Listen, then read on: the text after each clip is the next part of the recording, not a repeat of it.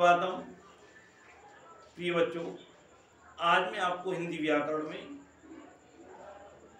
व्याकरण समझाने जा रहा हूँ। इससे पहले की जो वीडियो आपने देखे होंगे उसमें भाषा और उसके बाद लिपि बोली इससे संबंधित वीडियो मैंने आपको भेजे हैं, वो समझ में आए होंगे।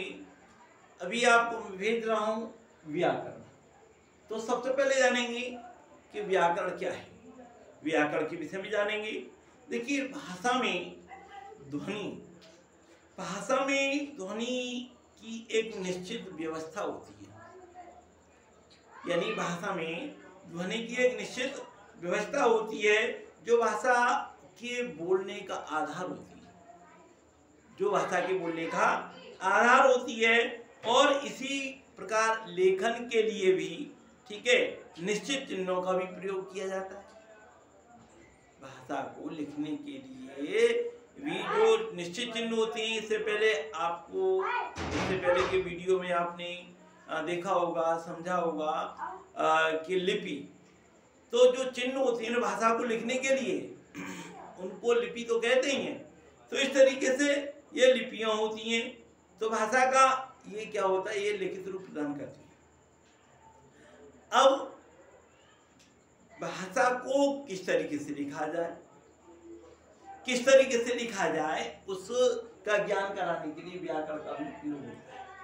यह हम ये कहें कि भाषा में निरंतर परिवर्तन चलता रहता है, इसलिए उस परिवर्तन में एक रूपता लाने के लिए उसके शुद्ध यानी उसके शुद्ध रूप को लिखने के लिए, शुद्ध रूप का ज्ञान कराने के लिए व्याकरण का प्रयोग होता है, यानी व्याकरण ही है।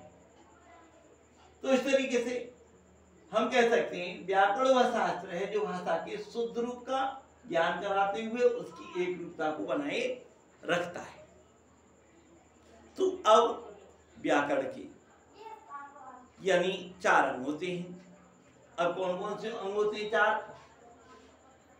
देखिए, यहां पर 4 अंग होते हैं। एक देखिए, वर्ण विचार, शब्द विचार, वाक्य विचार, और चौथा अंग होता है पद विचार। क्या होता है? पद विचार। और देखिए, तो हम जानेंगे कि वर्ण विचार क्या है।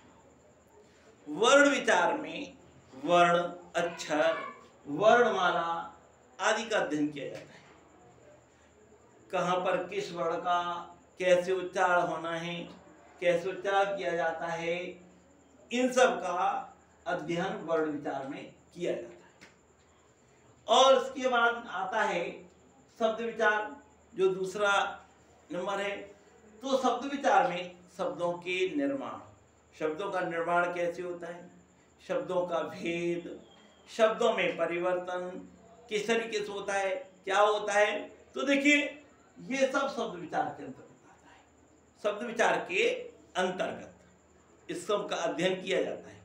इसमें शब्द विचार में देखिए, जैसे कि तत्सम से तद्भव में बदलना और विलोम शब्द में परिवर्तन, ये सब शब्द परिवर्तन में आता है और ये सब शब्द विचार में ही इनका वर्णन किया जाता है।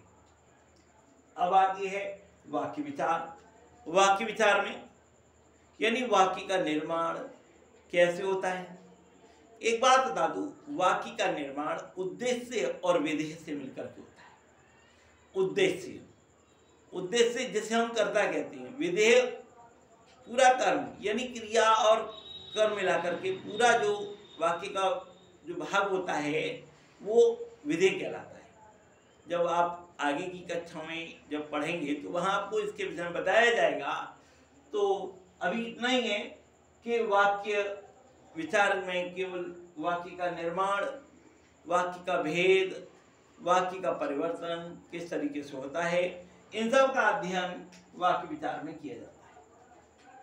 और इसका जो अगला रूप है पद विचार। पद विचार में वाक्य में अलग अलग पद होते हैं। संज्ञा पद, सर्वनाम पद, विशेषण पद, क्रियापद, क्रिया विशेषण पद आदि पद होते हैं। इन सब का अध्ययन पद विचार के अंतर्गत किया जाता है।